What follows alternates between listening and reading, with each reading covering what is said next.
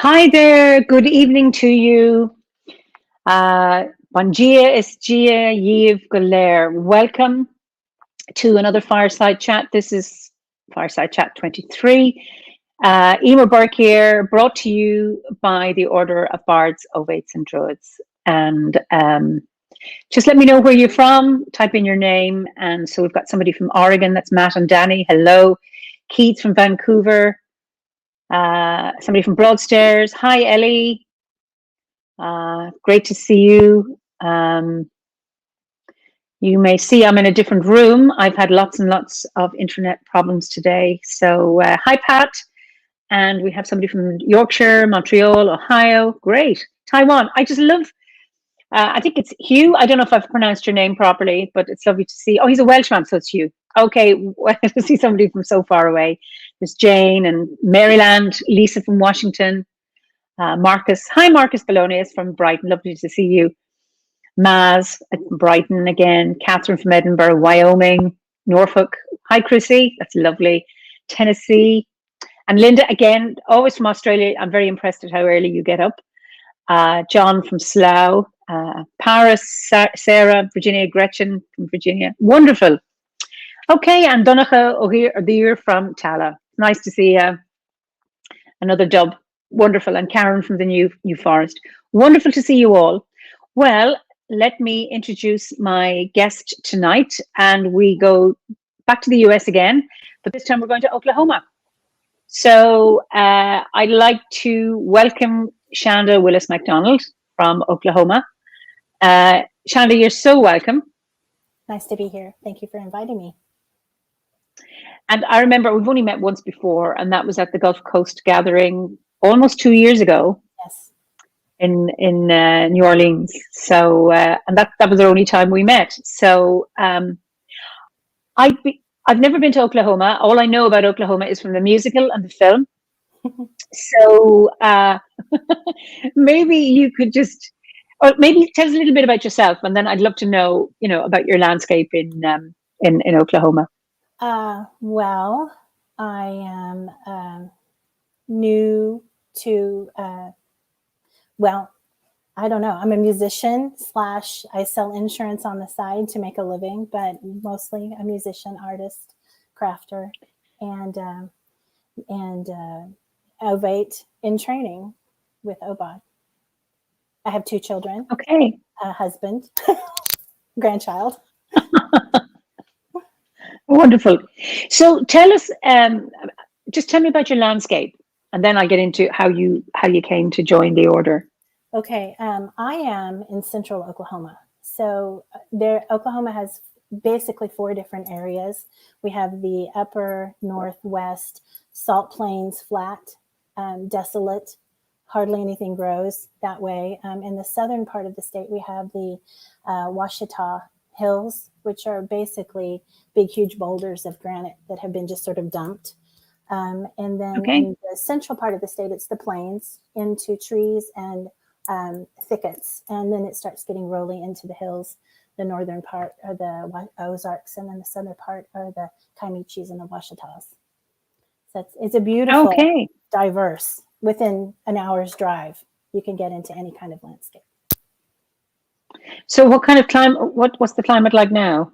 Today it's in the 60s, pushing, 2 days ago it got to the 70s, and that was after the week of sub, and that's Fahrenheit. Okay. Yeah, it was so freezing the week before that pipes were bursting and ice everywhere. Okay.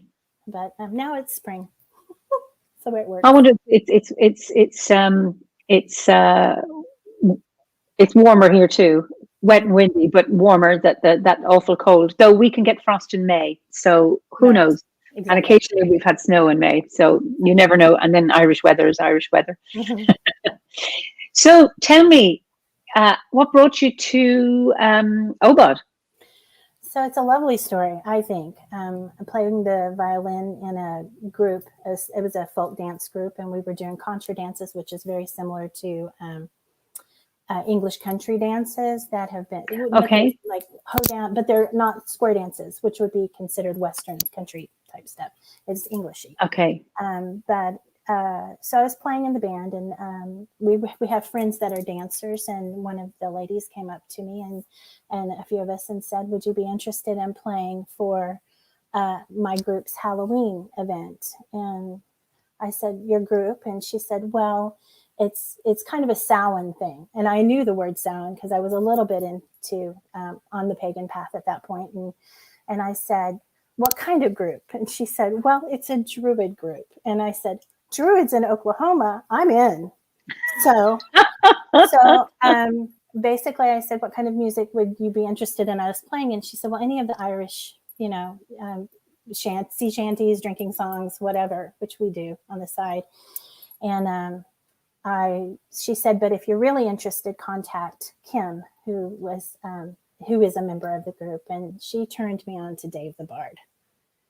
And okay, yeah. then, so I started researching his music and showed up at the Samhain event of the Circle of the Sixfold Path, which is the grove that was a seed group at the time. And I stayed all day and participated in their functions and played for it. And we sang, and I made books for them to sing, fireside books. And I was hooked. These were beautiful people. And then I started studying about the website, OBOD, and knew that this was where I needed to be. So joined up. So you play the violin? Mm-hmm. Is that your only instrument? No. Oh my goodness. So what else do you play? I got a little bit it's out of tune, but I do play the harp a little. I see your harp. Okay. Yeah, piano is my first instrument, studied for many years. And then I picked up the accordion and mandolin, other things that have strings. That's all. Okay. So I'm going to invite you later on to play the violin. So I hope that'll be tuned up. Somebody here says, Kim Lockerbie says, Saint Dave. That's lovely. Yes, it's Saint Dave. Can I show you the candle? Yeah. We have a candle. Yes. It says Saint Dave the Bard. Patron saint. Did you get that? Bard. No, we made it because we love him so much here in Oklahoma. Wonderful. That's just brilliant. Oh, it's wonderful. So and Emily Hall says, no, it's wonderful. And I'm sure is he aware that he has been canonized? I think he rolled his eyes. I texted him or messaged him rather, and I felt him roll his eyes and just sort of blow me off. But he doesn't know me. Well, it's out now, and it's public. Emily Hall says they're an easy grove to get hooked on. Did you join that grove? It's a long name, it was the only seed group in Oklahoma. As far as I know, it's the only grove, the OBOD Grove in Oklahoma. Okay. So we have people coming from Kansas down to join us in our ceremonies and rituals and gatherings, and then some friends from Texas come up, even though there are Texas groups, but we do we're sisters, brothers and sisters. And oh, wonderful. So I'm kind of intrigued. McDonald is a Scottish name, and you're living in Oklahoma, and you're living in a landscape that is just so different to what we have here. And I'm curious as to, as a Druid, how do you engage with your landscape? And why Druidry, given that you're living in Oklahoma? That's not meant as an antagonistic question, but I'm curious as to the connections and the resonances that Druidry has for people who don't live in an environment like what we have in this part of the world. And I'm very, very interested and fascinated in it. So I'm interested in your take or your experience of it. So for me, Druidry is the earth and the changing of the year and the seasons and connection with spirit. And so for me personally in Oklahoma, I'm a third generation Okie. And so most of the people, when this wasn't a state, this is where people were forced in Indian Territory. Okay. So the land itself was either a pass-through if you were in the prairie part of it, or it was the cross timbers that nobody could get through. Trees and small post oaks, we call them, blackjack oaks, and greenbriers. So there were. So anyway, basically, the government took the Native American peoples and forced them into a place that didn't really have any, at that time, value. So when later our people, my ancestors, which were teachers and travelers and homesteaders, came to this area, it was because there had been land opened up that was free for them to take. And but then it was just a matter of trying to survive. So the land itself doesn't feel like it has the memories. So we, as people trying to, my type of people, I guess you would say, it was so many ethnicities crammed all into a land that has no history, sort of, or a loving history. We tried to reach back farther to find our heritage. And so learning Irish music and Celtic music and English country dance and all that kind of was for me, and English and Celtic mythologies, was trying to hang on to something that might have been back in my heritage. Maybe. I didn't know. The stories didn't come over with my people. And I have ancestors in the States from the 1500s or the whatever, coming and trying to settle along the coast, the eastern coast. And so they didn't bring their, heritage with, other than the Christianity and the church, and trying for their freedom or whatever.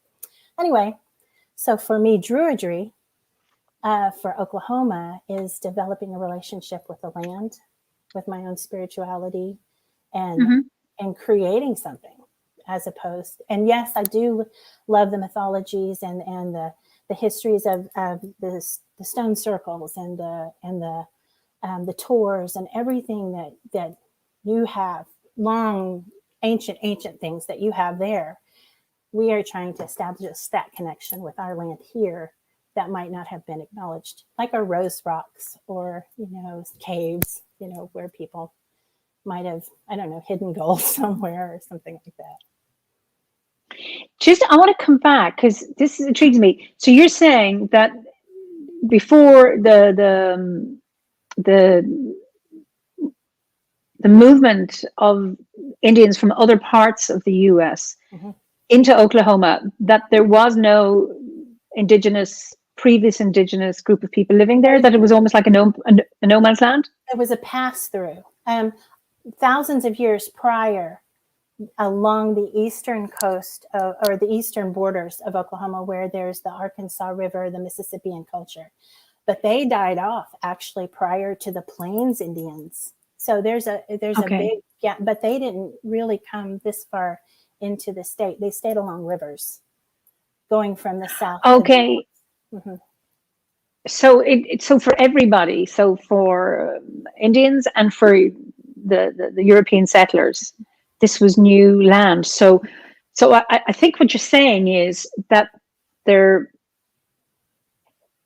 isn't an ancestral connection with the land. It's new, really new territory, like really new world. Because I know in Europe, when people went to America, it was like that, that's the new world. But in fact, it wasn't a new world. There were people already there. Right. So I think what you're saying is that there are parts of Oklahoma which, well, going back maybe 100 years now or 200 years, was really new territory that hadn't been populated other than people passing through, like a corridor. Right. Because there was no water. We have actually built 200 man-made lakes in the state just to supply water to it so they can plant it and grow it and live here over the last 200 years or so. Okay. So how then, so do you have a sense of the genius loci or the spirit of place where you are? Or does, I mean, if it wasn't there before, or is there always, I'm throwing this out, does land always have a spirit of place, even if there's nobody there? I believe so. And have you been able? So okay, and have you been able to connect Yes. with that spirit of place? So my Grove sister Kim, who made the first comment there, About saying yes. She and I are both in the same place. So many ethnicities, possibly Native American, even so far back in our ancestry. And so we come to this place and we decided we wanted to connect with it in ways that we hadn't before. And yes, you could go to maybe a Native American group of people and say, what are your ways? How are you worshiping your deities and have you? But they don't want the white man to be, most of them don't. The Kickapoo and the Potawatomi have been very open a little bit, but it's mostly their tribes. But anyway, so we thought, and then we as an English, basically white type of person, our spirituality, and I mean, this is our conversations were taken from us before we even got here. Before our people even came here, they've lost their right to worship freely. And so they became whatever the Romans wanted them to become or whatever. So we have literally joined together and we're feeling our own mythologies. The kayak is here. The kayak, how do you say that? The kayak. They are here. There are several of them, or the Lord of the Hunt, he is here. But then there is also Mamatus, who's the baker of clouds, or there's Tornatok, who is the god of winds. We're developing and creating and feeling these different spiritualities. Veil, she's the goddess of mist and humidity, and she can be very oppressive. But then, so we're feeling our own kind of, and the rose rocks and the landscape of the land. And so I was born here. My grandparents were born here. My mother and my father were born here. And so leaving for a few years when I was playing music in Branson and all, coming back, it was so hard to leave again. You would come back and you become so homesick for your land. And so I knew that I had a connection with the land too. Wonderful. Yeah. So. Okay, there's somebody, just a comment, because it's a really, this is so complex and not straightforward. Mine is very straightforward. So I'm always fascinated in people's. Hi, Deb. My ancestry is Cherokee. Do you know Deb? Uh-huh. But like you, stories and history did not come through my ancestors, the last 4 generations, probably because of the stigma of being Native American. My family tried to be white farmers in Oklahoma and Missouri. So I think I connected to Druid in my heart to be next to the earth. Yeah. It strikes me, and I'm wondering, and Shasa smokes. Oh no, that's wrong. Sorry, Mark. I feel very blessed to have deep Native and Scottish ancestors, so I'd love to learn of this mythology. I'm wondering. Okay, so Kim says we weren't given the name of the nature spirits, so we had to find them anew. So I understand the Kalyuk and the Lord of the Hunt. I get that. So the other two, you said the Veil, the goddess of the mists, and Tornak. You said of the Tornatok of the winds and Mamatus. And then what language is that? Actually, I think Mamatus is actually a Latin term for those types of clouds. I'm not sure. Tornatok I made up. It's tornado. Okay. And then veil to me is the mist. So we're creating these words for things that are innately Oklahoman. And other places too, but we feel that humidity coming in with these 200 lakes now, and that when the summertime hits and that humidity hits us, you can hardly breathe when you go outside in the daytime. So we've been giving names to things that I don't know, like anybody that and that you. Yeah. Okay, I'm fascinated because I've in the few conversations I've had with people who are displaced, as in from their going back, so Europeans who are displaced, a pain around that and seeking to connect with the home country, and yet you don't belong there either, and that kind of like, well, where do I belong? And here you are, and it's really fascinating. I just a lovely comment from Pat Booker here. Beautiful, carving out a new language with your land, a way to speak with it and to name it. And it strikes me that for you, Druidry is a bridge. So it's a bridge between, your ancestors by blood, Mm-hmm. the ancestors of the land, and the present, so that you can. Like I love the idea of creating your own names because you sense the spirit of place and you're giving them names. That's what every body of people who've ever moved to new land have done. Mm-hmm. They may have brought their old names, and then they discover, actually, no, we don't have that old person, or that old spirit isn't here. We've got a new spirit. What are we going to call it? Can you give you an example? I think it's, go on. Okay, so the Kailiak here now, and we're actually making stories. How did that landscape happen? Where did those rose rocks come from? Why is that big gravel pit that nobody can find the mother source of that gravel? Where did it come from? And so the Kailiak is actually kayak for us, and we're spelling it Kayaks,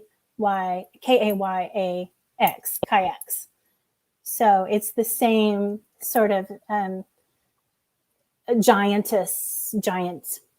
maybe binary type individuals that are creating these landscapes, but we're kind of tweaking the name a little bit. And we are writing stories, and she has started a website where we're logging these stories. And eventually, if I have some spare time and I finish redoing my bathroom, I'm going to start illustrating the stories.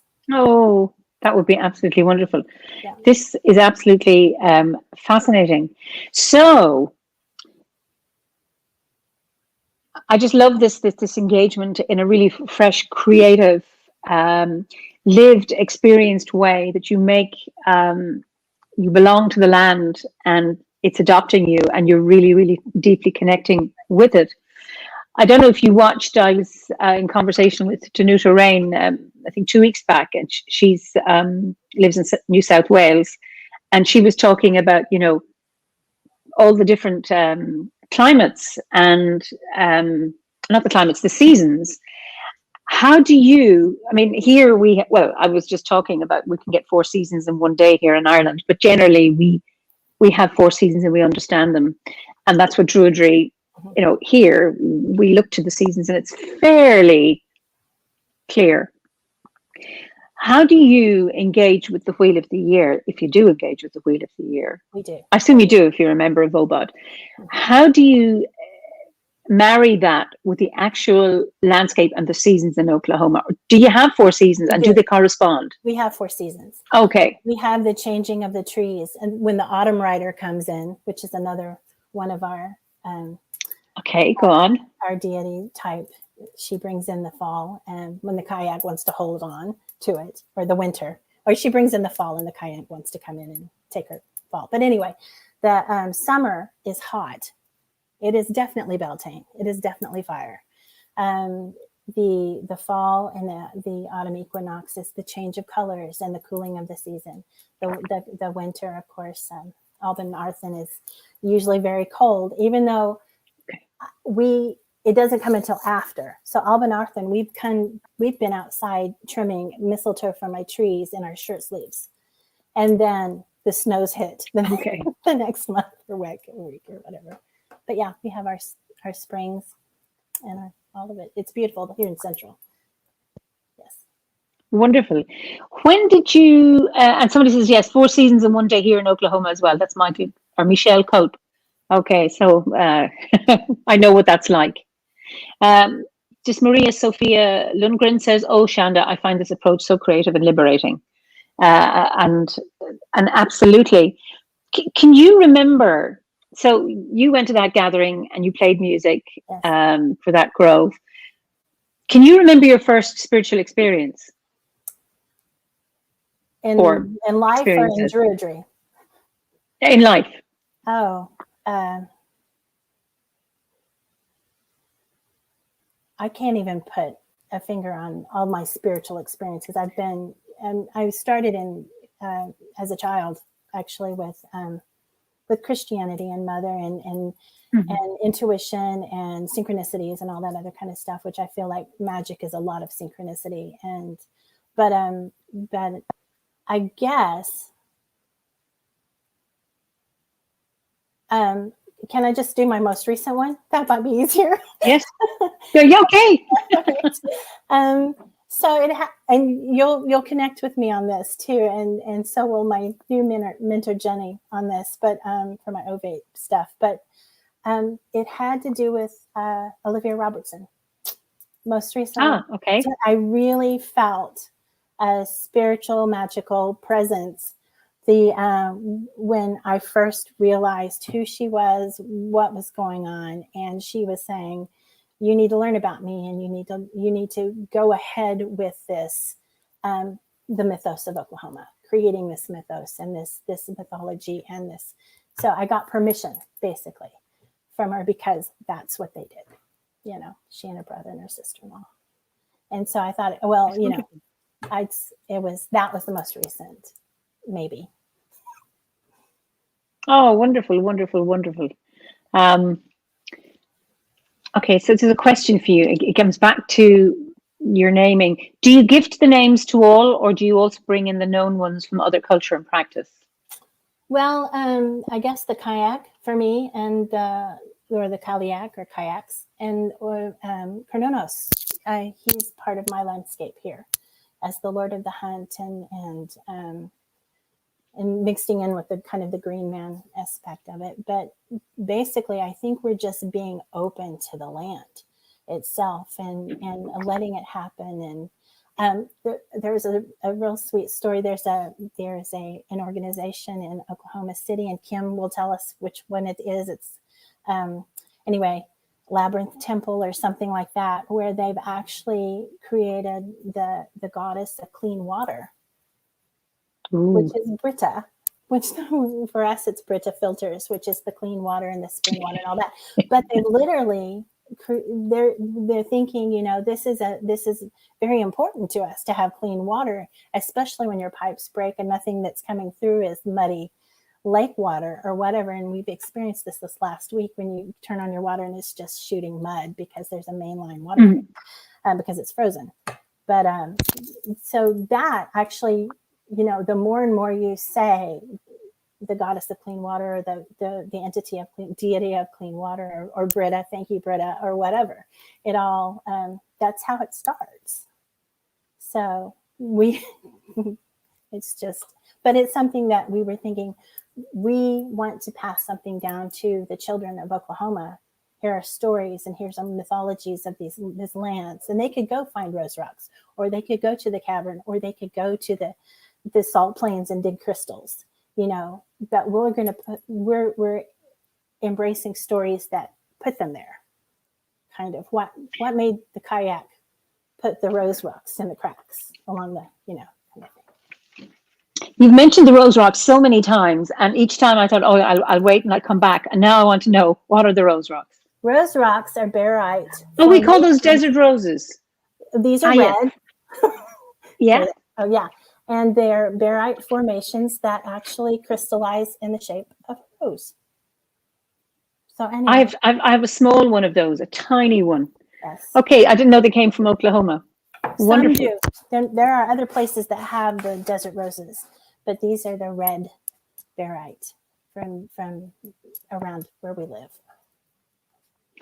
Do you associate them with any particular energy or healing property or metaphysical meaning for them?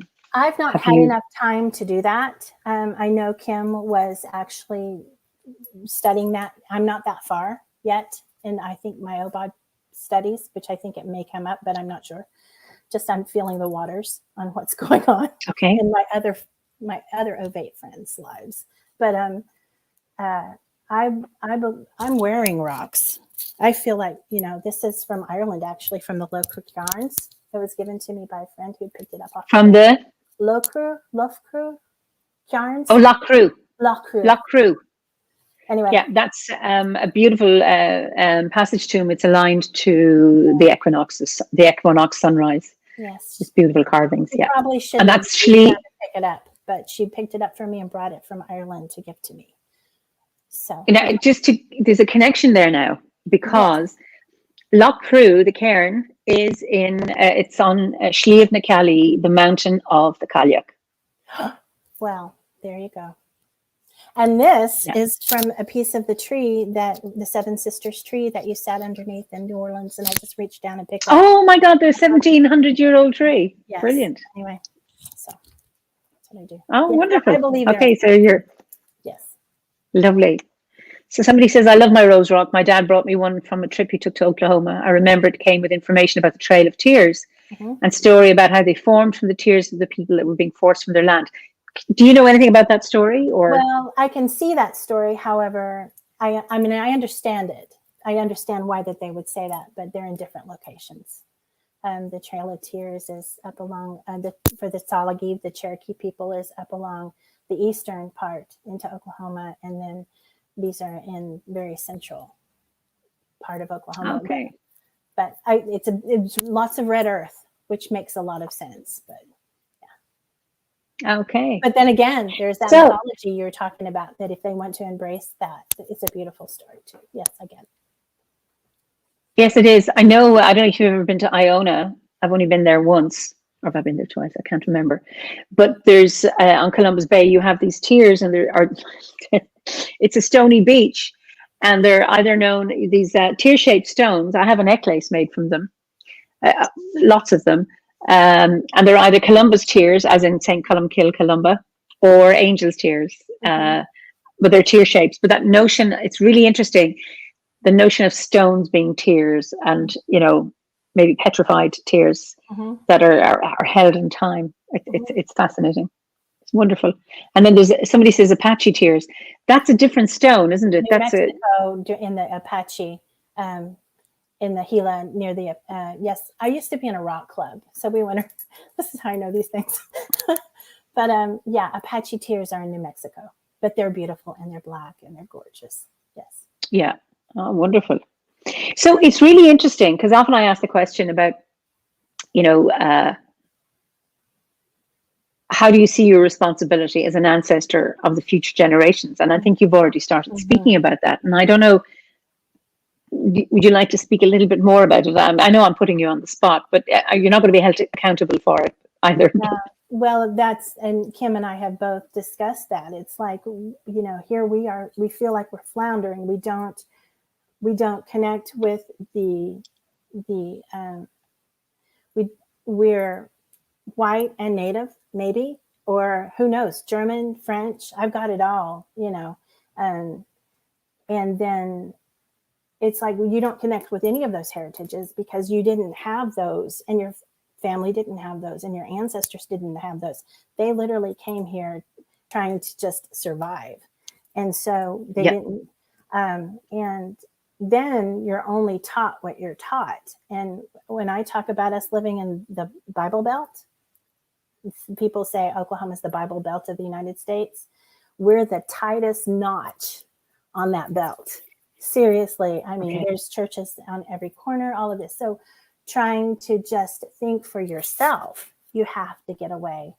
And so that you can talk with other people that have different mindsets, that have different types of thoughts. And so what we wanted to do, back to that, as ancestors of the future generations, was to start these stories, start this dialogue. Wait a minute, there might be, especially Oklahoma children, where like in the little library, they can learn about, the kayak that was given the rose rocks by and the story will come out eventually. It's adorable, but with the pictures and all, and might not, it just be something to say, that's Oklahoma, instead of just tornadoes and a Tiger King by now,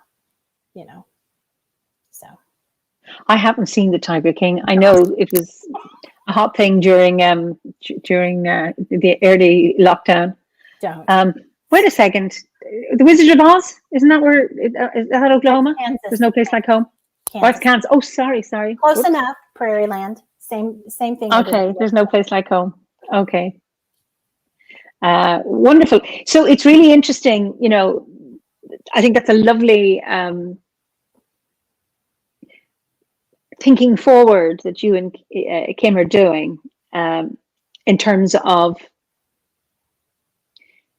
reaching back into the past of the land to create something new, organic for those of tomorrow, those going ahead. I think that is an absolute beautiful connection. What so as how do you honor the ancestors then? So when, for Samhain, what ancestors or which ancestors are you honoring? I mean, do you think of them like as a broad brush, all the ancestors, or do you have do you have a sense of who the ancestors are? So for me personally, I guess it's going to be different for everybody. But for me personally, I think my ancestors are just, I would just have to say my closest grandparents, great grandparents. For me, it's the only one. I mean, I don't know. It maybe my grandmother, both my grandmothers, because for me it was like I had more of a connection with my grandmothers, but nothing farther back than that. I feel no connection to anything too much farther back than that, because we didn't have we were taken from lands and brought here just about that time to my grandmothers, my grandfathers. That was the generation that came here. And so from Europe? No, from Mississippi, from Arkansas. Yeah, but they didn't bring any heritage. They didn't say, this is a family tradition. They were trying to survive. So basically their day to day, and then the Dust Bowl, and then the in the 1920s was the Great Depression. So there was a lot of, let's just get what we can do and grow what we can grow and survive and have as many kids as we can, and that maybe play music on the front porch. Okay, so there must be a lot of pain then, a lot of hardship in the history. Yeah, but again, too, it wasn't imparted. It was, you got to buck it up. You got to do what you can get to do. We're not going to sit here and mope about it. It's not going to fix anything. So a lot of my growing up was do what you got to do, buck it up, work through it. And so as far as spirituality, no. Religion, yeah. But spirituality, they do a lot of that. Yeah. Okay, so you don't come from that sense of victimhood because of the terrible past. So, and that, I think that's a wonderful legacy from your ancestors, is that way of tapping into your own resilience to it's not about condoning the past, but that when you think of actually this pandemic, this virus has come. I don't know. I can't say, okay, it's because we have narratives about what caused it, but there's no one to blame, or there's no nation who has caused this. Nobody has put this out that we know of to oppress us. So what we're having to rely on is our own resilience and find resources to manage this, and to come from a place of inner strength to deal with it, rather than to come from a place of victimhood or a place of being oppressed and broken down. And I think that having that sense of resilience carries people through. I know personally myself, being able to manage this COVID and the endlessness of it, I thought, okay, fine, by December 2020, we'll have a handle on this. And of course, it even got worse in December 2020. And we're going to be in lockdown until May. So there's all of that stuff. It's like, oh, here we go, on again and again and again, tapping into our own ability to survive, and not just survive, but get up and thrive. And your ancestors thrived. They survived and they thrived. And here you are thinking forward again to the next generation. You have to. And not only, just for yourself too. I mean, you could sit and think about all the things you're not getting ready to do. I mean, I was a musician. I played pubs. I played, gigs. Yeah. That's done. I mean, for now. for the whole entire year. I was planning to go to Finland and do an English country thing last year, and that was canceled. Gulf Coast Gathering, Pat was going to come and hang out with us last year, but that didn't happen either. And so you can't say, oh, you have to say, okay, let's look for next year. Let's look for the next thing. Until then, what are we going to do? Well, we're going to redo our bathroom. Yeah. We're going to build a greenhouse. We're going to, whatever we have to do to lift ourselves up and to support ourselves and become our own deity for a while. That's my motto, because that's what I had to do before I found OBOD. I had to become my own goddess before I found OBOD that was like, oh, there are people that think like I do. This is so cool, So. Isn't that wonderful about the order? And that, you're not alone when you meet like-minded people. And yet there's so much diversity within the order. Mm-hmm. You're talking about your landscape. It's completely different to me. I can only imagine based on your description, but I haven't been there. And yet it's an order that can hold all this diversity. And yet we have threads that unite us. And then even the gift of this pandemic is that online we can have, we've been having the online ceremonies, a thing we never ever had before. Yeah. And I suppose these firesides chats, are, so there's more than OBOD members watching this. So it's much broader. And then there are a lot of people out there who are not member or not Druids, or I don't know what backgrounds they're from, and they're probably making connections. So there's a warning from Pat here. She says, I'm still going to come and hang out with you when COVID permits. You're not safe yet. Okay. And then Debbie says, I think Shanda's story of finding spirits and naming them is an excellent American story.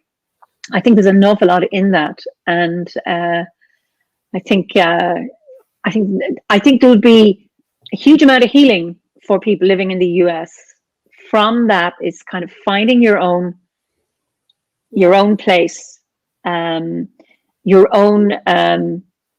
It's not about land that belongs to you, but finding your own space.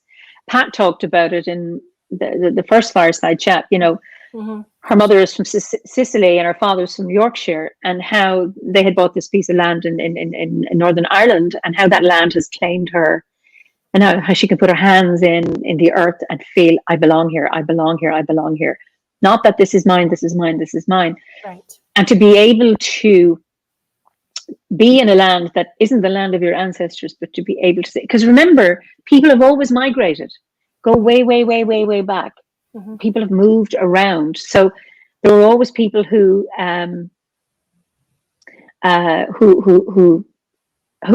start on new land for the first time.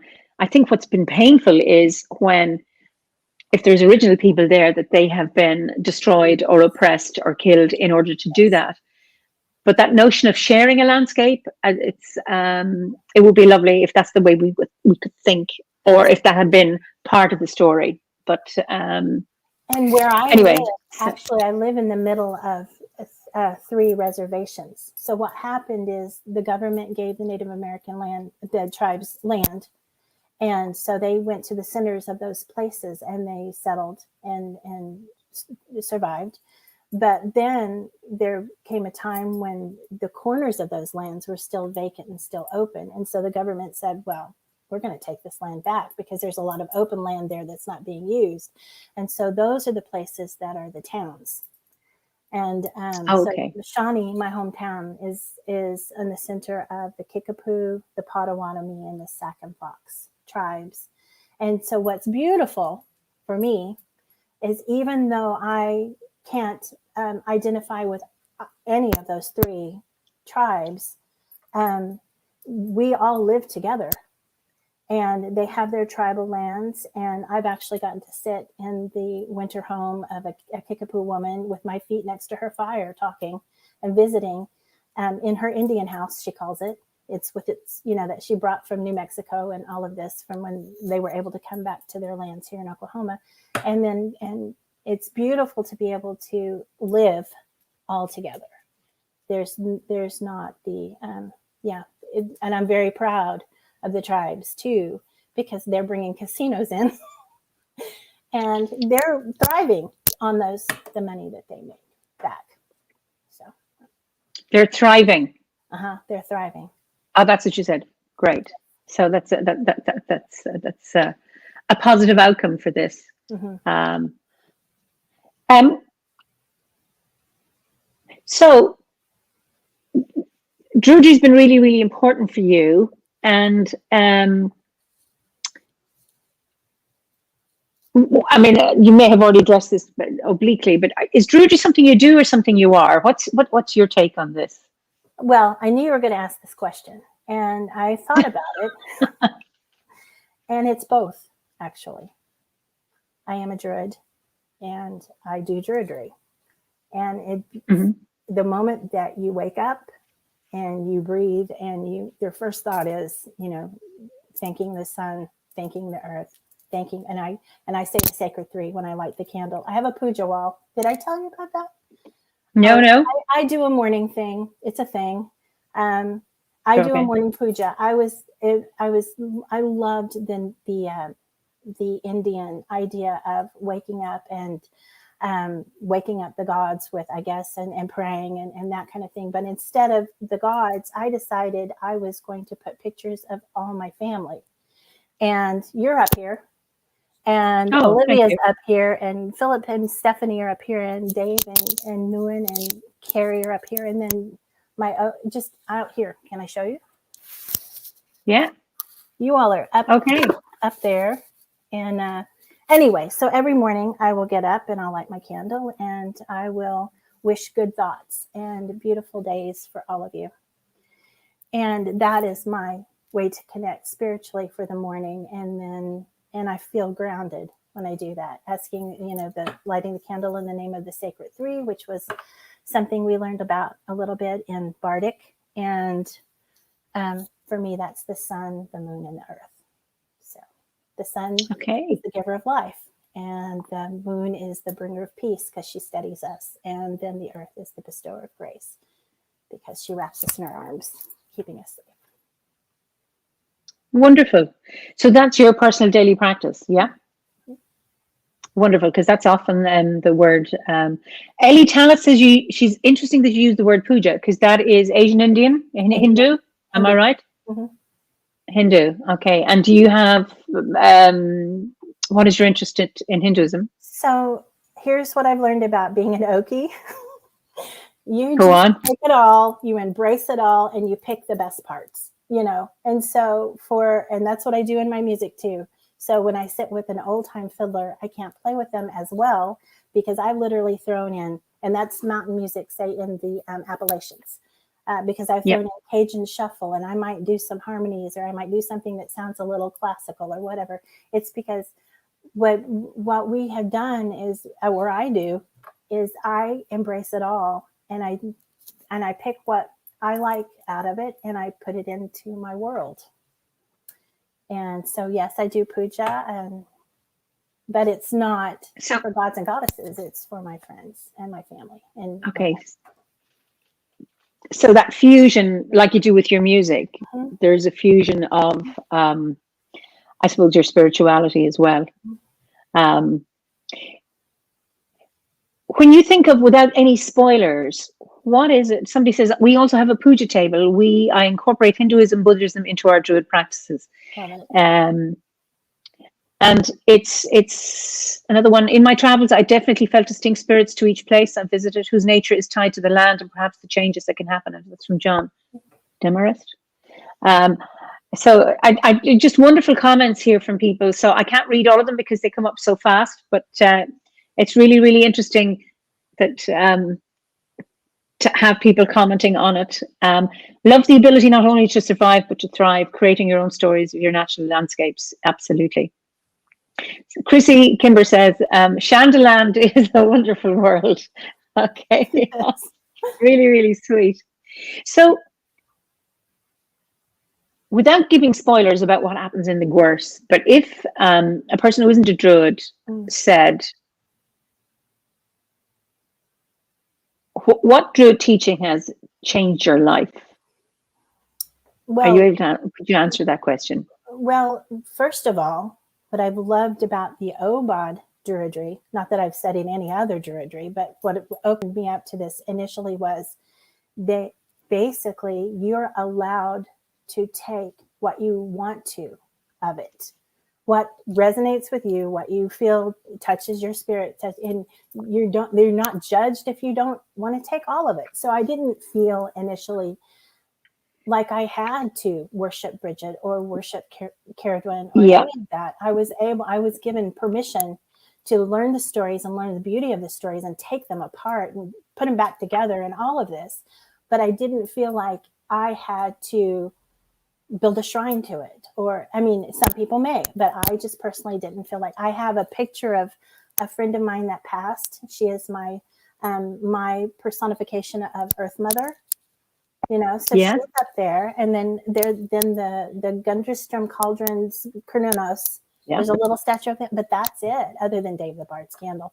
But that's all I have up there as far as deity-looking things. But I felt okay with that, and I felt okay with putting a Mother Earth medallion on my Cernunnos statue.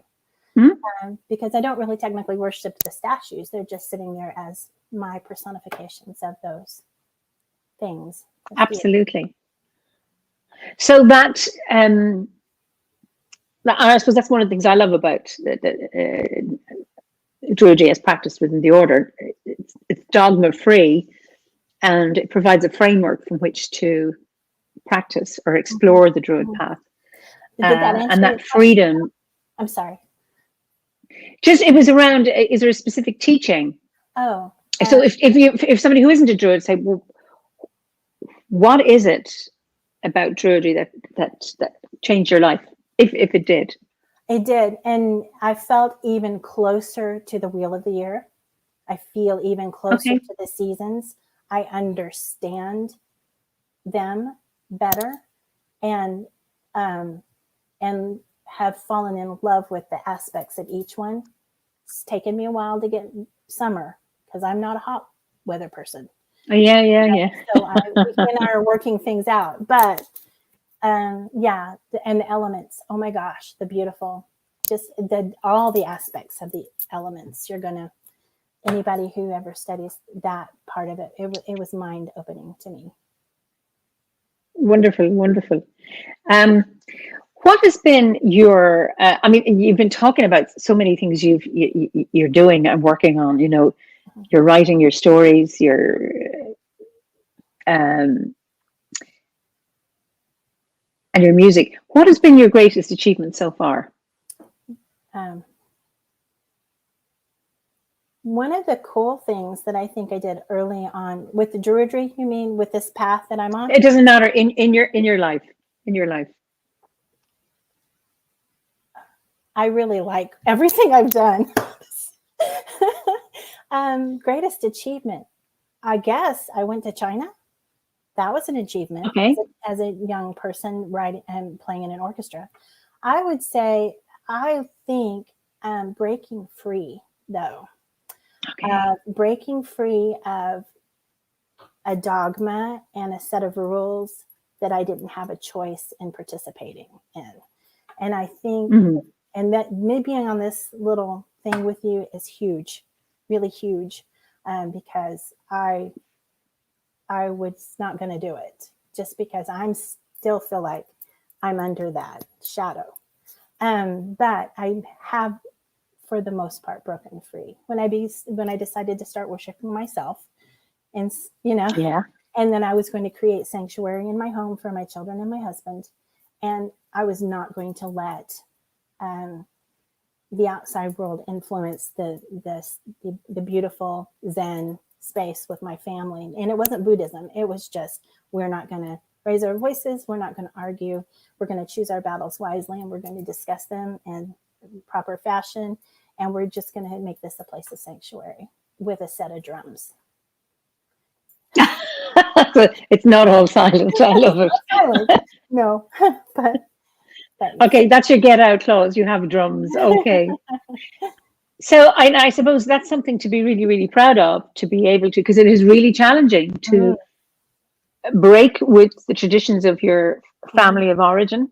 And I know I come from a Roman Catholic background, and that was a really big challenge for me, and I paid a big price for it. It was well worth it, but it was scary. And you mentioned being, what is it, the tightest notch in the Bible Belt, and to be able to stand and challenge the values that you've been given. And it doesn't mean that you don't go back at some point or take a little bit from them, like you say, you pick and choose, but to be able to create your own spiritual path and recognize your own values and own those and also, for yourself, rather than go on. And also to find that balance, to not judge those that haven't stepped out. That's where I am right now. It's like, I can't sit here and condemn them for still staying there. That is their path. And so for me to choose this path, so I don't preach my path to other people. I live it. So I'm not one, here in Oklahoma, you still don't get on the street corner and say, I'm a Druid, come join me, we're having a party. You just don't do that. However, you can buy medicinal marijuana, and you can get a tattoo now.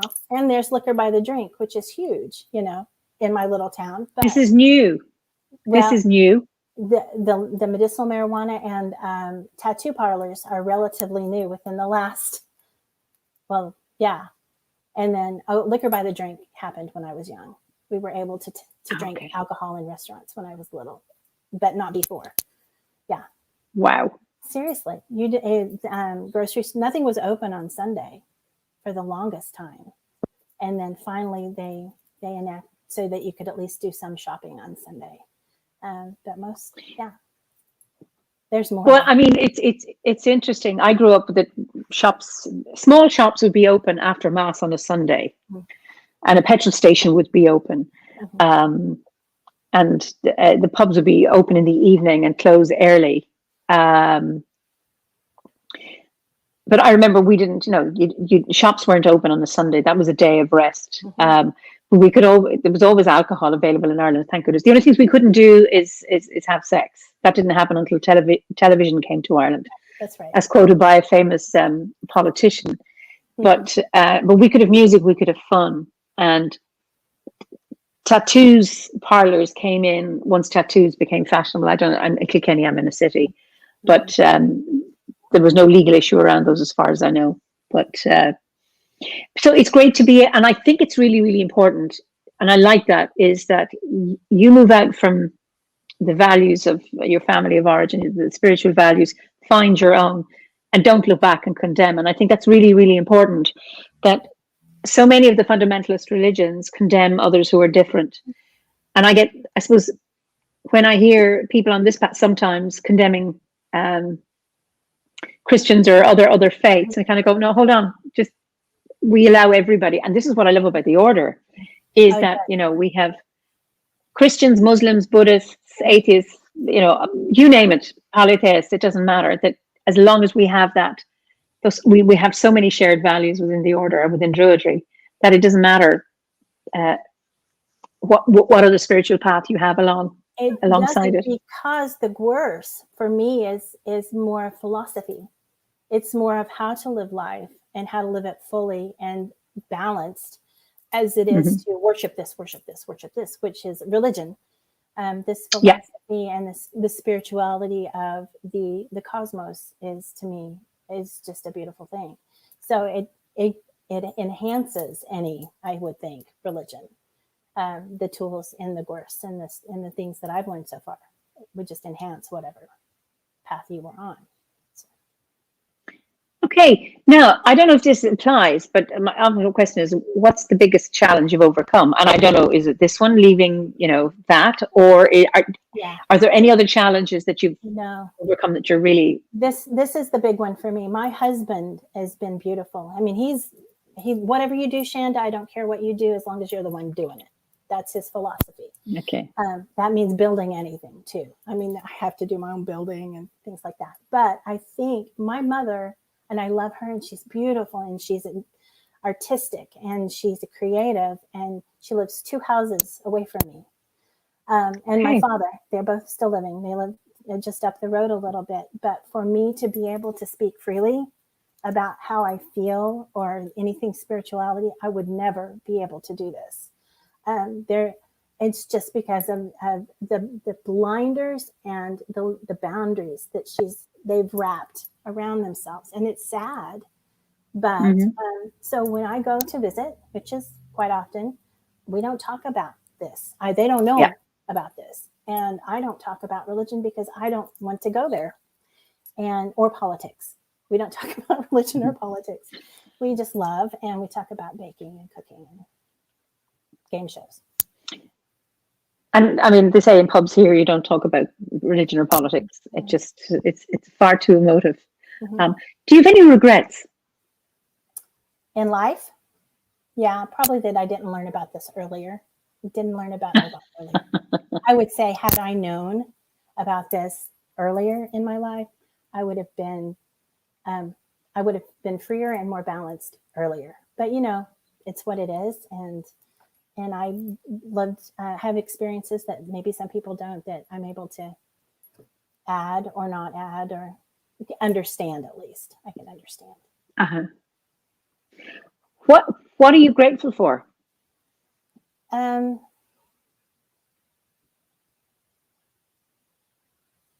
Breath, and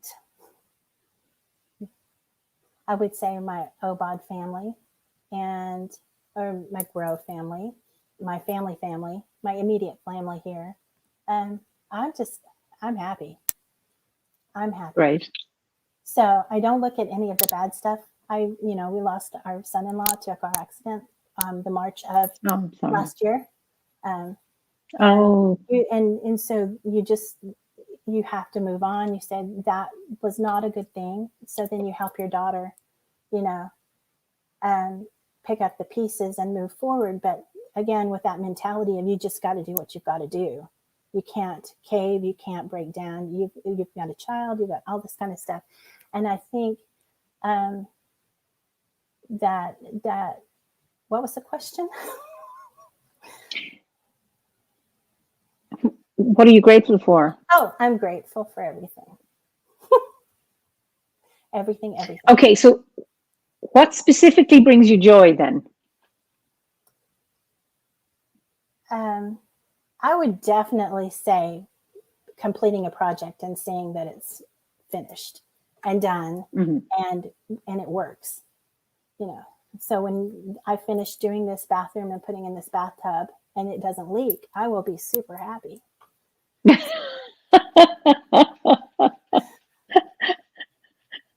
Yes, absolutely. Is there anything you change about your life? No, because everything you go through, everything you do makes you who you are. No, I wouldn't change anything. But if you had another career. Oh. Okay. If you had another career that wasn't as a musician or as a writer, what would you, in your wildest dreams, what might that be? It would be horticulture and gardening. I would have gone it. I would not messed with the music. Because I studied to be a concert pianist. I was in orchestras, all this other kind of stuff. And my goal in college was to become either a teacher of music or a concert pianist. I loved that. I mean, I love to perform. But all of that time, looking back, I would have thought, man, if I could have learned to garden and that I think would have been it. To be outside in the dirt, in the sun, all day long. I would have loved that. Which is why I built Except in the summer. Yeah, no. So, and are you growing stuff now? Not yet. Do you have a garden now? Yes, I have the garden area. I've been planting it off and on throughout the years. Last year we decided raised beds using mineral buckets, which are about this big around and about this deep, and you fill them with dirt, but it's so dry and hot that it almost cooks the plants if you're not watering them every day. So I thought this year I would refigure how I do that. But with our ice storm last week, I didn't get out there as soon as I wanted to, but I will probably in the next week or so. Clear that all out, start seeds in the greenhouse. I'll be good. Okay, so you can still practice. Obviously, you've given up the not the piano, but being the concert pianist. And you've obviously pre-COVID playing at gigs and things like that. And so now to be able to continue that and then bring in that other piece the gardening, I think is wonderful. Well, I was performing so much for the last 10 years. We would travel, and every weekend was almost a dance. I had no time to spend here really at home. So this has been for me, it's been a good experience to be able to stay home and do what I need to do here and reconnect with my home. I found that too with COVID, because I'm doing a lot of traveling, and I have a polytunnel, but since my husband died, I haven't been planting. But somebody planted tomatoes last June, and I harvested my last batch of tomatoes in January. That has never happened in Ireland, because we have a 3-month growing season, but somehow these magical plants that I had these until January, and it's been lovely to go foraging. So it's still too cold, but come March, that's when everything starts to peep up in the landscape. I had spent all of the first lockdown foraging in my garden for food, and it was, leaves, but I could have had 38 different leaves in a salad or cook it. Just brilliant. So, and that it's again that gift of this pandemic. I'm trying to look at the gifts rather than all the other stuff. So it'll be over. Okay, but it will. What's the most reckless thing you've ever done? I'm not telling. Okay. All right. Okay. No, not telling. No. All right. I think that is one of the ethos of the order, is that you are free to explore this or not to. So I'll let you away with that one. I'm wondering, is it time for you? Eimear, you began describing your faith path. I'm curious if you'd please continue elaborating at the right time. I will sometime, Bridget, and I'd love to talk about it. However, this is Shanda's Shanda's slot, but yes, at some point that would be nice. But and I may have spoken about. You could do a I've been interviewed. Just you answering all the questions. I've done 2 of them. Oh, we did 2. Pat interviewed me. That's right. Christmas Eve and New Year's Eve. So you might find she may have asked me that question there. So you might find that there, Bridget. So I'm just wondering, Shanda, is this time now for you to play some music? I could. In fact, I wasn't planning on playing any music. I wasn't planning on saying anything about it. And right before I got on, Chrissy Kimber, she said, "Why don't you play some music? I would just love that." So I will play this for her.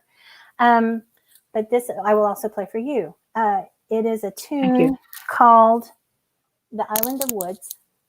It's about Ireland before Ireland didn't have woods. But it's a little tune written by Liz Carroll. She is I think she's a Chicagoan, but she's an Irish fiddle champion. And she wrote this tune, and it's beautiful. It's a beautiful little tune. I'll try to not hit my rocks. How did we decide that if I turn this way, it was better? I think so, yeah. Okay.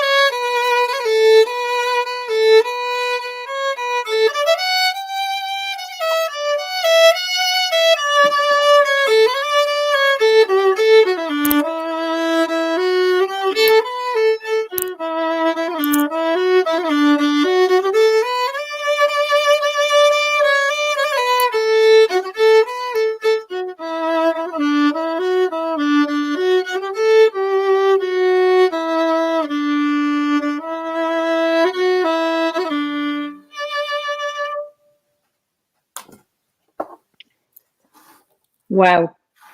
Yeah. So And a beautiful. Linda Joan, who's from Australia, that tune was so beautiful, it brought tears to my eyes. It's absolutely beautiful. So somebody from Wisconsin, beautiful melody. So just a wonderful response. Absolutely. A haunting tune, but the violin has that haunting quality about it that touches you, you know, deep inside, doesn't it? It just reaches some place that's deep inside. It's wonderful.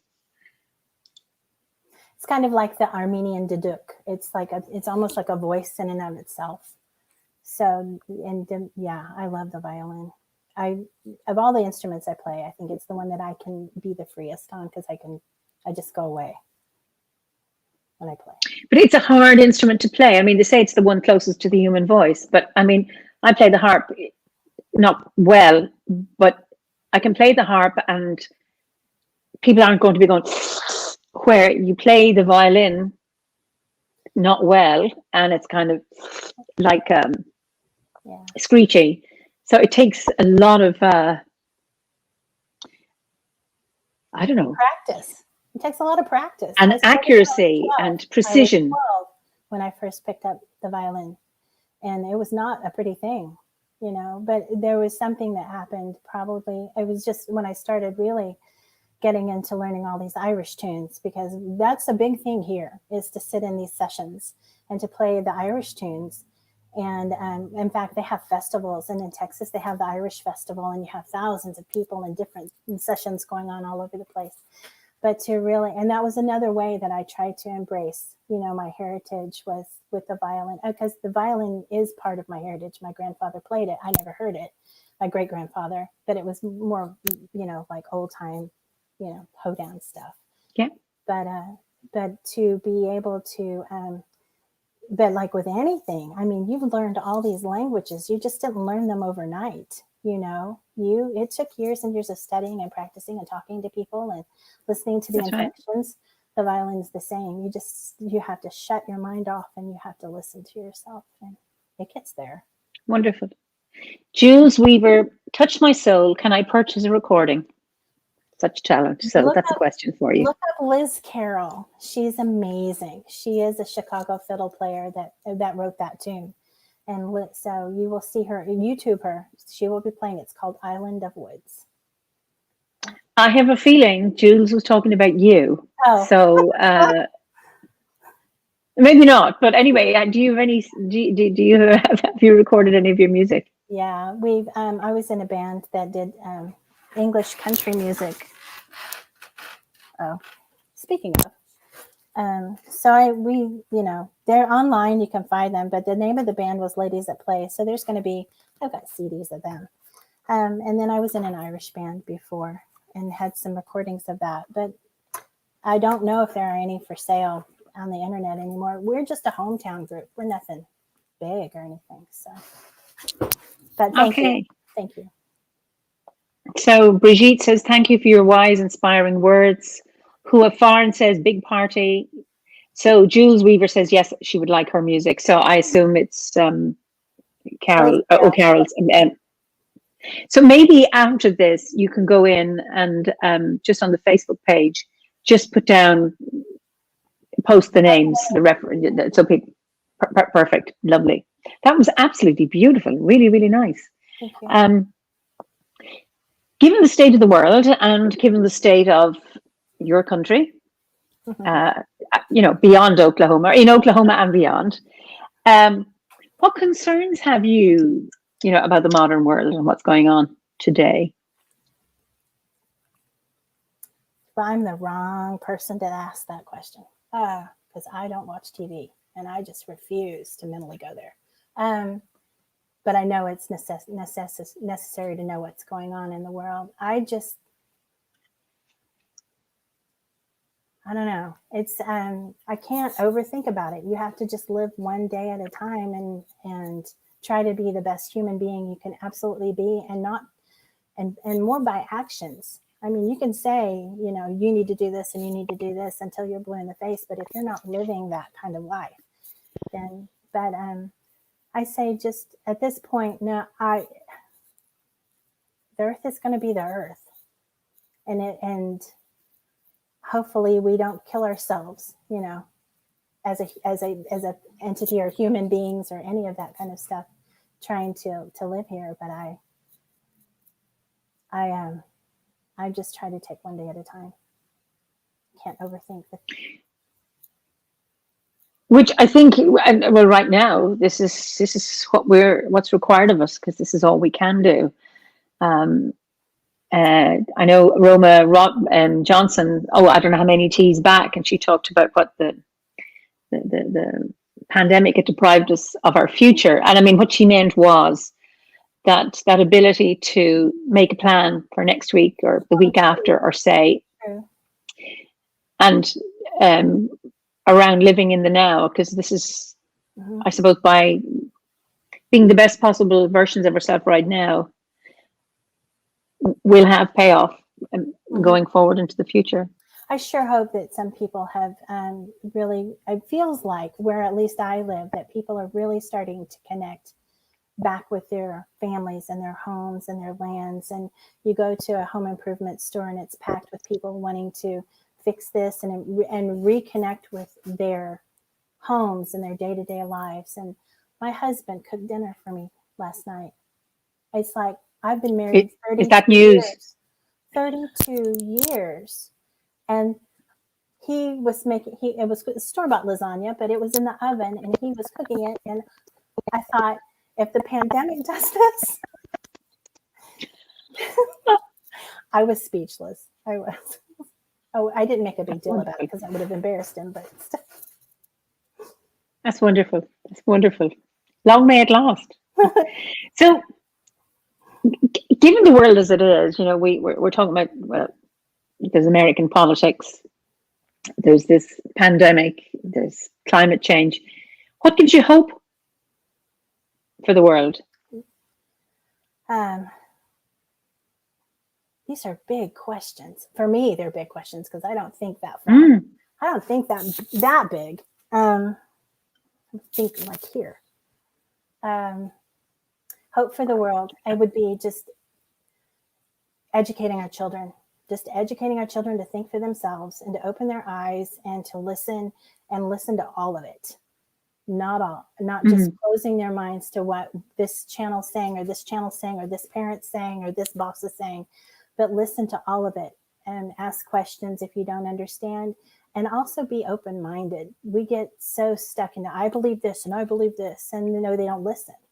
So teaching your children to listen, to be open-minded, and that's what we can do moving forward, instead of telling them what to believe. Say, you figure it out. Tell me, do you have any questions? You know, that kind of thing. I think that's really, really important. I think what I've seen played out, particularly on social media, is that with the pandemic, is that people are attracted to authoritarian leaders or speakers who give, you know, a certainty. And remember, we've never had certainty. We've never been able to predict anything. We might like to think we can. And that in times like this, people want someone to be authoritarian and saying, this is what you believe and this is the fact. And at times like this, then I see people losing or giving up their ability to think critically. Because to think critically puts you into an uncertain place or in a place of unknowing. And that can be a really scary place. But once you get used to it, because there is no definite answer, and just because so-and-so says this is the way it is, doesn't make it so. But we need to get used to living with, I don't know, and to tolerate uncertainty. But I'm going to live right now here, and this is what I can do. So I can take a breath. Like you talked about, you know, what are you grateful for? You're grateful for breath. What good act can I do? What act of kindness can I do? Absolutely. When I was talking to Ricky Gellison a few weeks back, and he was talking about, you know, the power of random acts of kindness. I mean, that is huge. And those acts, either when you receive one or when you do one, then that makes the now important. rather than I'm worrying about the future and I'm going to listen to whatever guru or leader that's going to tell me what, which isn't And it necessarily true. activates But it hope. also allows me to think. Sorry? It activates hope, I think. Yes, and I do that too in my office. So I sell insurance during the day, 9 to 5. I've been at the same office for 15 years. Weekends were Okay. but when you can take the time to write a thank you note and draw a flower on it and something special, thank you for your business or thank you or whatever, even though the boss might think, that's my time you're drawing that flower on. But for me, it's like, this is my life. I am spending this much time in this one place. I say, make every place that you are sanctuary for yourself. If you can, choose not to take on the energies of those people, that come in angsty or having bad weekends or whatever. But so, like you said, random acts of kindness are that thank you note or that special time that you spent in that moment to acknowledge that person sitting across from you that's not a cow, or it's not cattle, it's human beings. And if we're stuck in our houses, we can just write letters, or we can make phone calls, or we can check on our neighbors, or whatever we can do and order them something. Yeah, it's interesting you're talking about your boss saying that's my time. And well, actually, that is a very good investment of his time. When you have a nice thank you note or you do a little flower on something and someone says, oh, I liked the woman in that insurance company. You know what? I remember her. She did that at a time when I was having a bad day and she smiled and she was friendly. I'm going to go back there and give them more business. And it makes you feel good. Because it's your day. But it's really interesting, you being in the insurance business, which is selling certainty in some way, or guarantees, like as long as you're insured, you'll be okay. And I mean, maybe insurance does, like I like to drive with car insurance or travel insurance or life insurance, and that I know that if I died, then my children will be some policy there that they will be fine. And it can give us a false illusion that everything is certain. There's only certain things we can control. Right. So I don't know what your take is on that. I think you're absolutely right. It's for me, it's like I understand the nature of insurance. I feel it's a gamble. You're giving your money to somebody. They hope you don't never need it, and you hope you don't ever need it, but just in case it's there. But you're kind of it's come in handy for my family. Losing my son-in-law, my daughter was not left homeless and that kind of thing.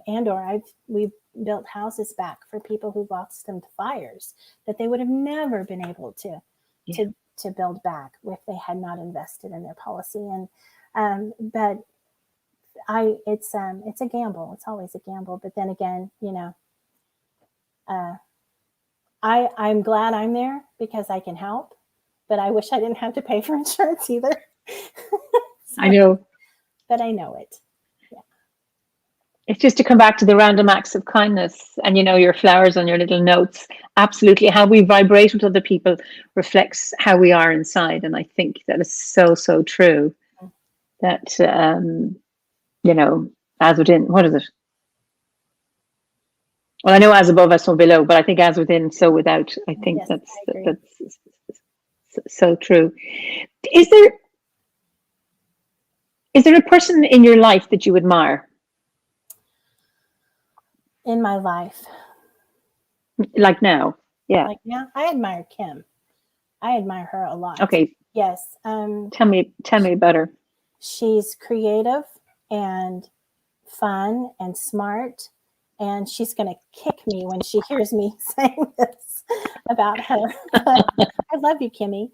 But yeah, she's kind of like an instigator for me. She might throw out an idea and I'm like, okay, sure, I'll do it. One of the things we were talking about was never being able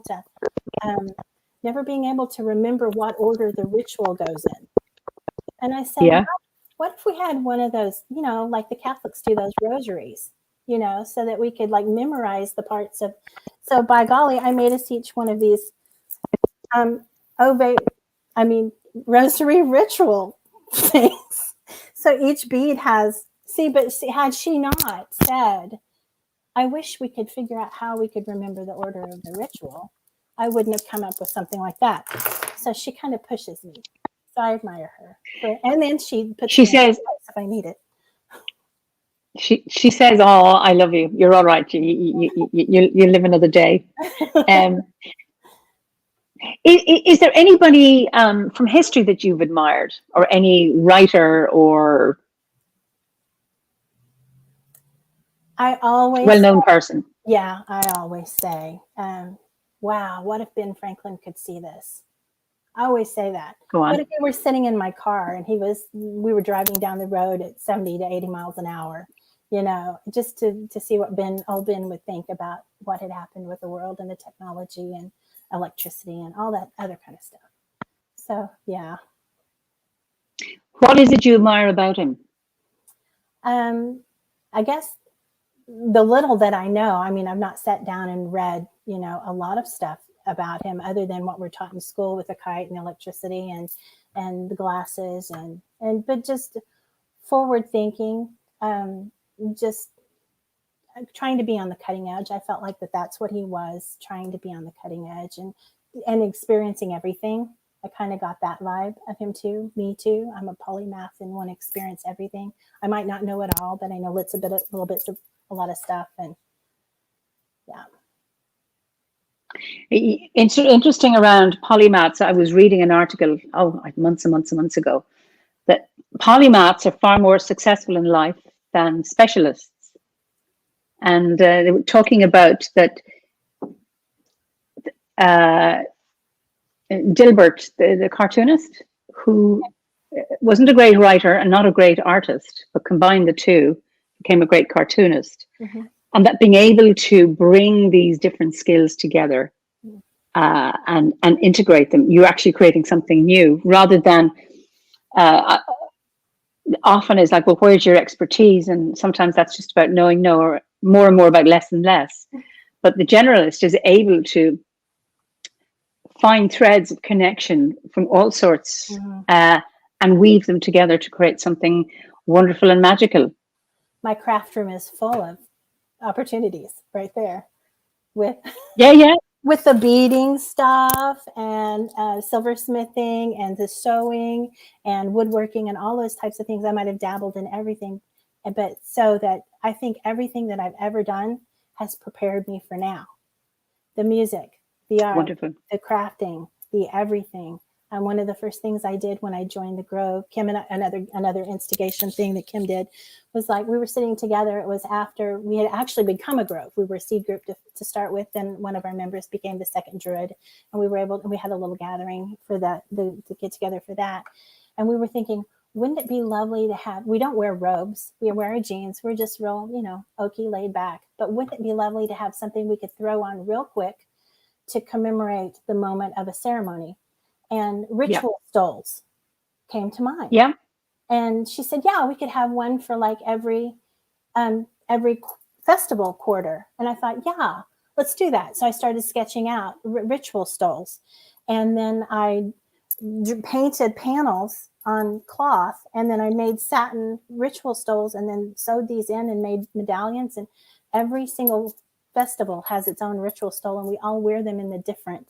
When we have our gatherings, we will don them and stand in our respective spots wearing this specific ritual stole. It might have, Albanarthen has a bear and an oak, piece of oak and some mistletoe. And then in Beltane has a dragon because it's Pendragon. Well, anyway, we'll learn everything, all of that kind of stuff. And then Imbolc has the Bridget pregnant with a lamp candle. And it's just, but anyway, that's how. Can you show one? Oh, they're downstairs. I'll have. Oh, okay. I might have a. Anyway, we can. I didn't think to even do that. I should have. Oh, here. Here's a picture of us standing at Samhain with everybody wearing their ritual stoles. Can you see here? Oh, yes, I do. I see them. And then here. Yeah. Wonderful. Anyway, see, this is how it's about being creative for your own landscape and your own setting, that you create those stoles. I mean, we wear robes. Sorry. So if I'm at an OBOD ritual, it's always the white robes. Here in Kilkenny, I'll wear something else in a cloak. It's just finding the correct thing. And I do like that idea, because I know they've had conversations in OBOD, to robe or not to robe. And some people go, no, it's too pretentious, this, that, and the other. But for me, it's it's entering sacred time, sacred space. So you don this, and then that tells us we're about to start something. And then when the ceremony is over, you take it off, and you differentiate between sacred time and space and ordinary time and space. Absolutely. What will you not compromise on? Like, what's not negotiable for you? My children. Anything that compromises the safety of my children, my family, I don't compromise on that. I might have to beat them, but that's me imparting pain on them. But their safety. Compromise. I'm pretty good about choosing battles. Okay. My daughter and I, my youngest, who was very argumentative, she won't say that. She was in debate, but she was always trying to. It seemed like she was always had her own opinion about something, and that so if we discussed it, she was able to change my mind if she was able to have a good enough argument. You know what I mean? She could change my mind. Yeah. I was one of those mothers that say, I'm going to put my foot down and you can't do this because I said so. Yeah. I wasn't going to be that mother. I was going to say, change my mind. But I would definitely think the sanctuary of my home and my family and the family. Those are very serious to me. Somebody comes into my house and they have a bad attitude or a bad space, or even my space really at work. If it's a person that calls and just starts, it's me, and it's like, I'll just hang up very gently and then wait until they feel better. They can call me back because it's, but I would say sanctuary and safety. Yes. Yeah. Okay. I like that. Are you a pacifist? Like, when and why would you fight back?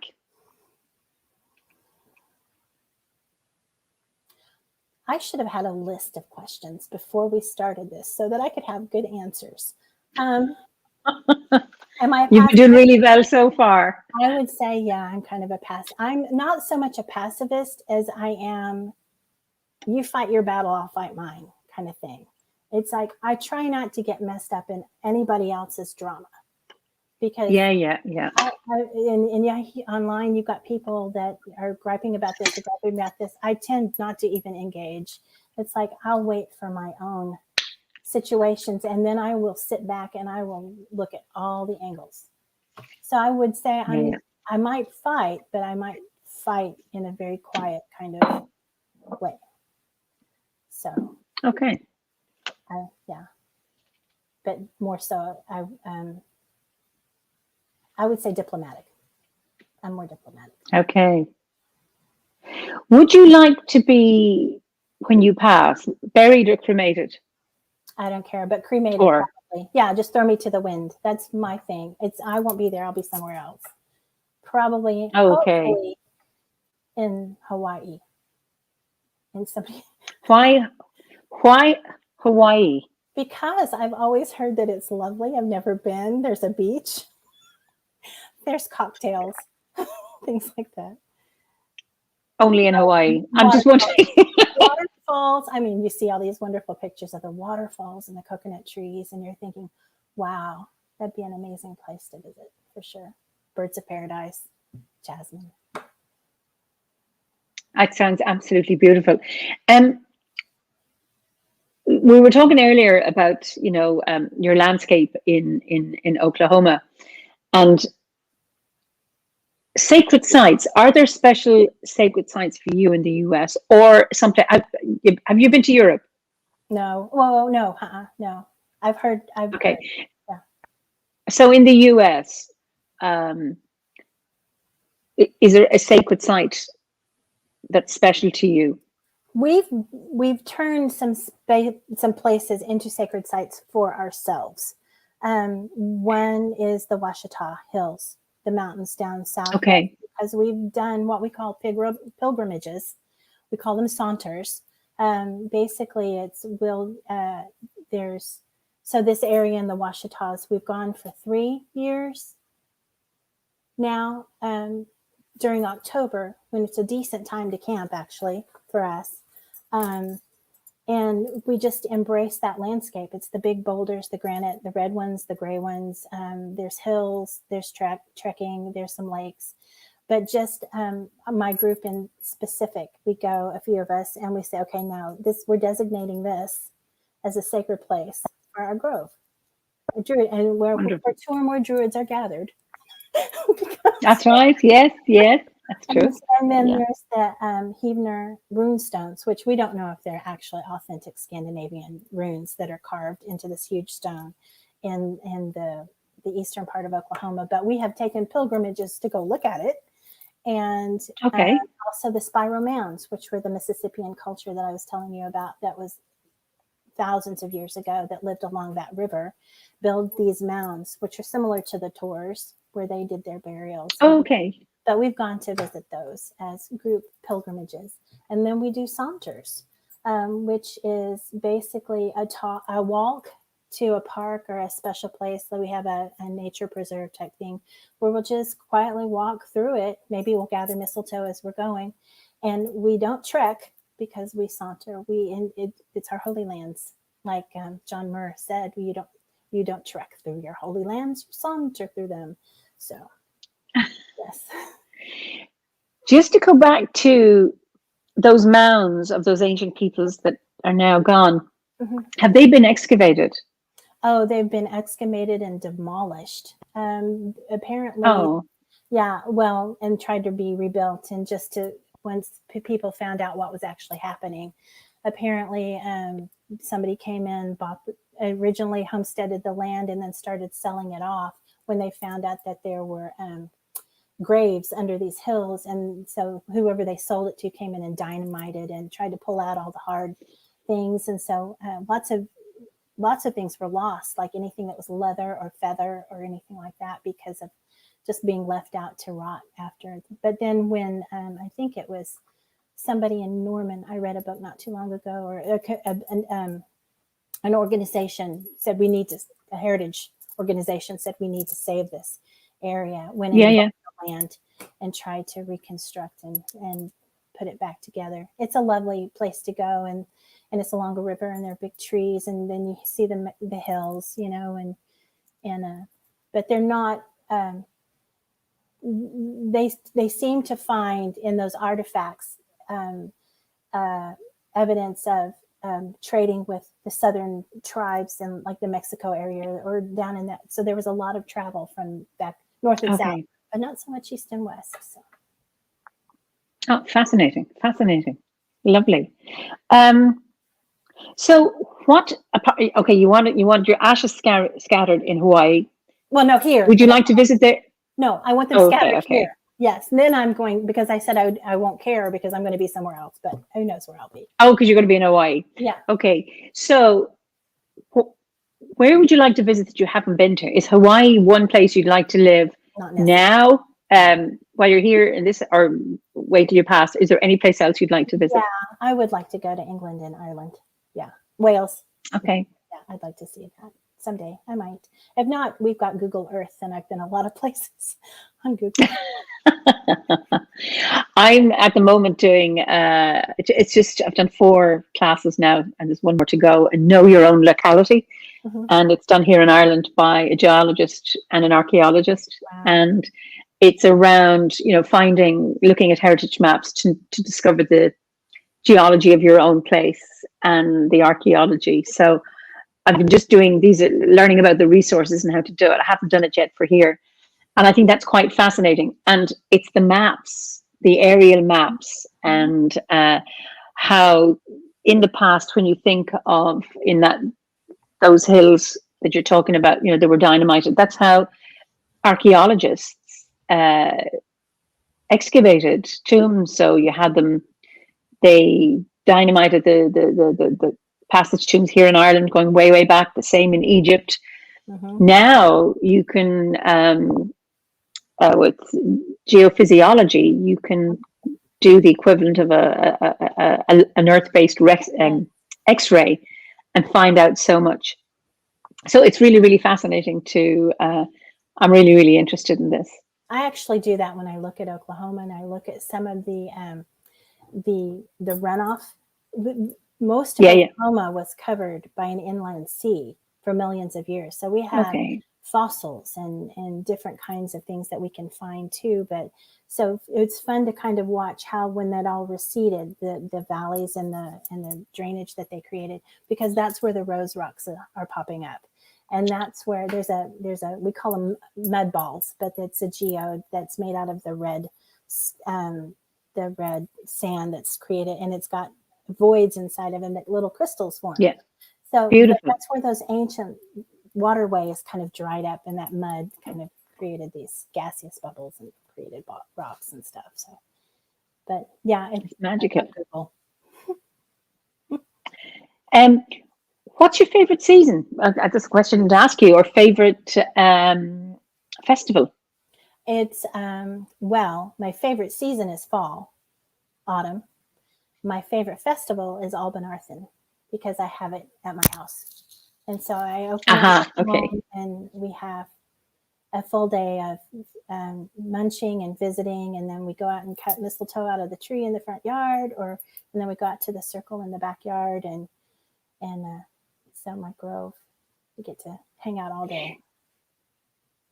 Absolutely, that's wonderful. What tree does your mistletoe grow on? Maple. It's a maple tree. The maple trees in my entire neighborhood are covered in mistletoe. Okay. We don't have mistletoe growing here in Ireland. I think it's not naturalized. There are some places where it does grow, but it's not naturalized. I tried 2 years ago. I'm going to try again to get some, because I have apple trees. I also have oak trees, but I think it may be easier to put them on an apple tree. We're coming to the end of our chat. Now, somebody has asked that maybe you would put a picture of your stole on Facebook. Okay. So there's been just some wonderful from Anne Beard. Thank you for your beautiful explanation of the sanctuary of the home. And I think I get that. This is my home. This is my sanctuary, my safe place. Yes. This is where I'm sitting right now. It has become the Grove Library. Wow. And my puja thing. And so this is the inner sanctuary of the sanctuary. The Holy of Holies is right here.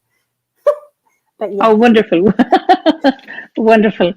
So it's been an absolute joy, Shanda, talking to you, sharing, your landscape, your wisdom, and absolutely magical.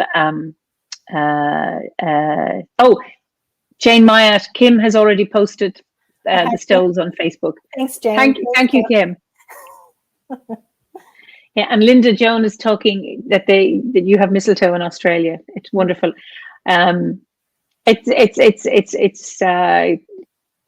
seen it in Italy, where it's so many places, and I go, I'm so lucky to be living in Ireland, and we think of all of our sacred sites and the mythology and all the landscape. I do have a bit of mistletoe envy, but I suppose that's okay. So listen, it's been an absolute joy talking with you, Shanda. So I'm just going to turn you off there and just say goodbye to everybody. So don't go away. Stay in your Holy of Holies for a little bit longer. So thank you all for joining me. And I'm just loving your conversation. Somebody says it's left me with a lovely warm feeling. And Jane, Shanda used to owe me a dance. That's wonderful. So just thank you for your comments, and both Shanda and I will look at them after this. So I am so glad that I managed to have this, because with my internet difficulties, that this has actually worked. So I look forward to seeing you all next week for another Fireside Chat with my mystery guest, another member of the order. So Slán go fóill, have a very, very good week, and mind yourself. Okay, so bye-bye.